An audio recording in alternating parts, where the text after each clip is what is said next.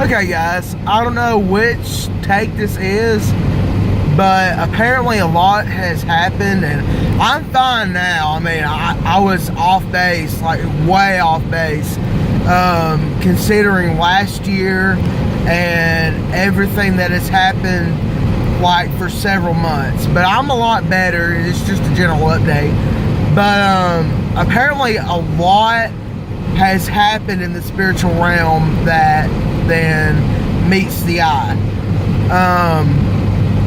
Of course, with the girl, I still forgive her. There was some complications there that is about to shed light. I will tell you this. On my part, it was very serious, but I don't know what all happened in the spiritual realm, but a lot has happened. Like I said, I'm sorry. I'm sorry for doodling all over my Facebook and just everything that's been really out there. So I'm doing fine. I forgive her still, but there was let me just cut to the chase. There was a certain dream that I've had. Sorry, I had to change lanes. I think it was a long time ago, but I dreamed this. It was about a year or two ago. We were in a camp meeting in the wilderness. A voice crying in the wilderness is how I interpret it. Making straight the path of the Lord. A highway for our God or whatever. But we were at a camp meeting in the woods, and it was under a tent, and there was a man by the name of Charles. He was preaching at the camp meeting, and hold up just a second. He had been preaching at the camp meeting, and all of a sudden he steps out from under the tent and says, let's build an altar. And he stepped back, and lightning immediately struck the monument or whatever that we had built. And then right after that happened, I went back under the tent, and you know the little table that sits on the side of a pulpit that they use for water. I had went under there, and I'd seen the table, and on the table was the Times Journal newspaper, and it had an article from Charles Notes about the nation of Turkey. And about the nation of nation of Turkey. But here's the thing: it had a communist sickle on it.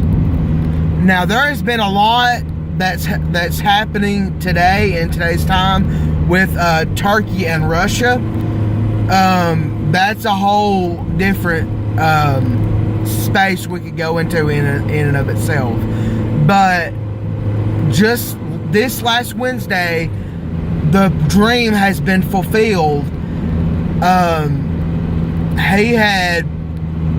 The study was about Galatians and who Paul was writing to in the churches of Galatia. And so, with all this being said, the interpretation, let's make a monument, was actually the prayer meeting.